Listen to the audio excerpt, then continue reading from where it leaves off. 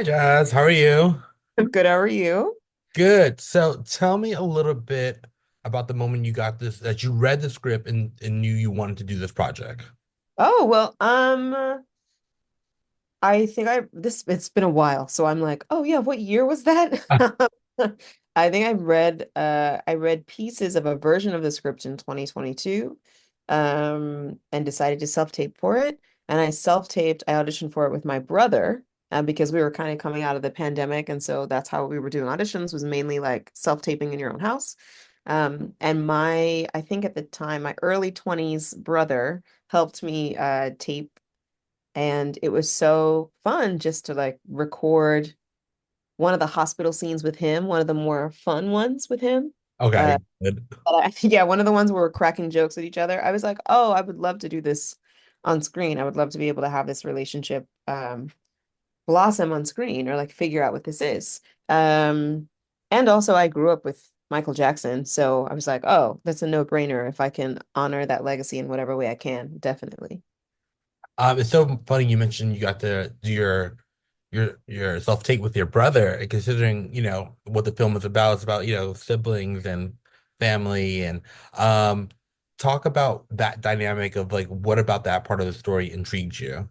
Oh yeah. Well, I can talk about what it's like really to work with Ryan on that part of the story. So Ryan and I were in the callback together. We got to do all of the scenes to determine like who was going to play who. And from the moment that he came on the screen, I was like, oh yeah, this is my guy. Like he's so loving and gracious and kind, and also funny and irreverent. And I was like, oh, I could um really, I don't know, capitalize and enjoy this relationship with this person on screen and off screen. Like he's a very good friend.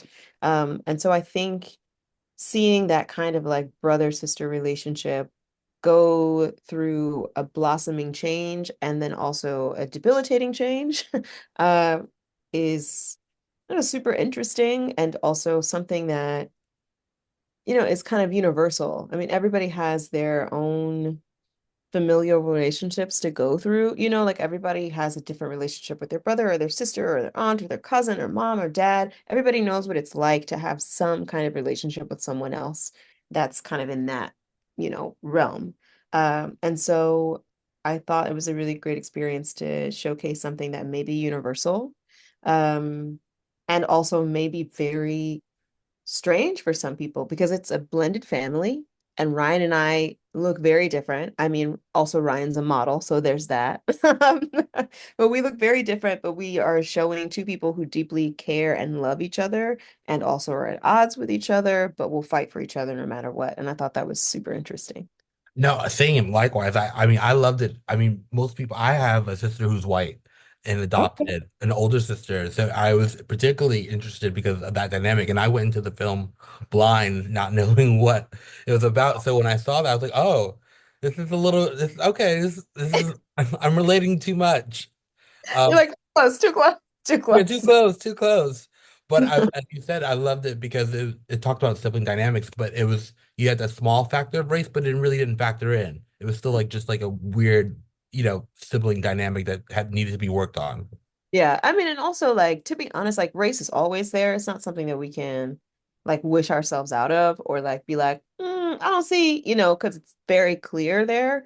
But it's more so just in how we relate to each other. Like, you know, Grace is the only young Black woman in her family, and she's the ostracized like one. And I don't think that that's out of any coincidence. You know, it's like, and that's something that as an actor you're like acutely aware of inside, and maybe that shows in the film, but I couldn't, you know, I couldn't do this film without being like, yeah, I'm a Black woman in the space, and this is what it is. You know. Tell me, what about Grace, did you connect with?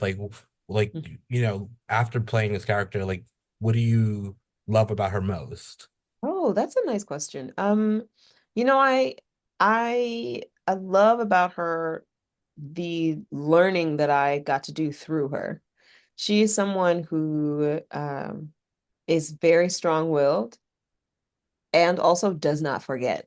She doesn't forget a thing. She can hold a grudge. And a not unwarranted grudge, like a very warranted grudge, but I learned through her, through playing her and through her interactions with her family, how paramount forgiveness and grace is, the play on words grace. But how like important it is to have peace within yourself so that you can have peace around you.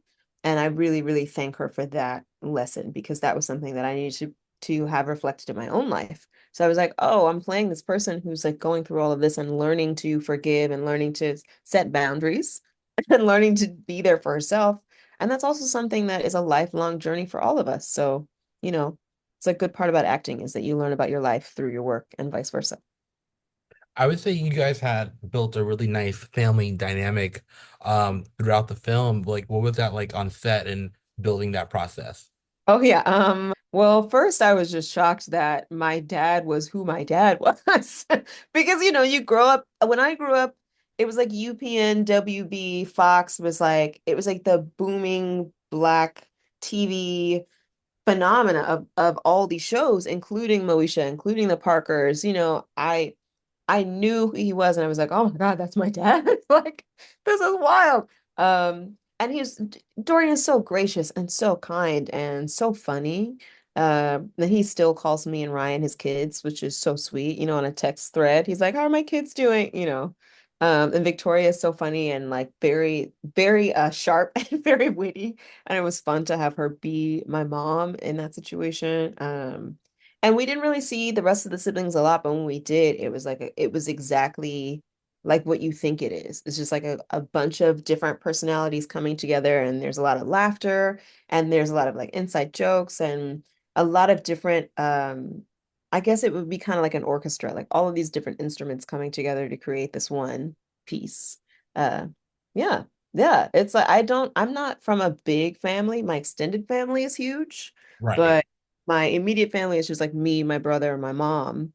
And so it was really nice and also like, oh, this is what it's like to have that many people in like around a table or like in one space. Yeah, it can get crazy. Yeah, yeah. It can get real crazy. I love the contrast of going back and forth between your younger self and present day. Did you get a chance to talk to the young actress who played you and get to be on set for a little bit of that? Well, one day I wasn't working. I was like, well, let me go watch their I think it was their birthday and the fight scene, which by the way, like wonderful and such a bad decision because I I don't want to see kids fight. Like that stressed me out so bad, so bad. Um, but she is so gifted and so smart and so full of like she's effervescent. She just loves doing this work because for her it's play as it should be. It should be fun. It should be games. And her family is so supportive. And I remember watching her self-tape, her audition, because the director showed me who she was going to be before we started filming. And I didn't know she was the choice. And I think I blurted out, I was like, it has to be her. She's amazing. And he's like, yeah, it's her. I was like, oh, okay, great. So I don't have to fight you for the next 10 minutes to like try and get her to be in this movie. But she's great. She's lovely. We have a photo of all the bigs and all the littles together, and it's so cute. I mean, they did a really great job visually casting all of us because it does look like, our little mini me's and then us. That's so cute. And we have to talk about the Michael Jackson of it all. Oh, yeah. 'Cause that was a surprise element as well that it caught me off guard. Because it took me, I'm like, this is a spoiler now. Just for like, it took me a minute to realize that was Michael Jackson. Oh Talk, yeah. Oh, you're talking about the janitor? yeah. Yeah, it took me a minute too. I was like, oh, okay, okay.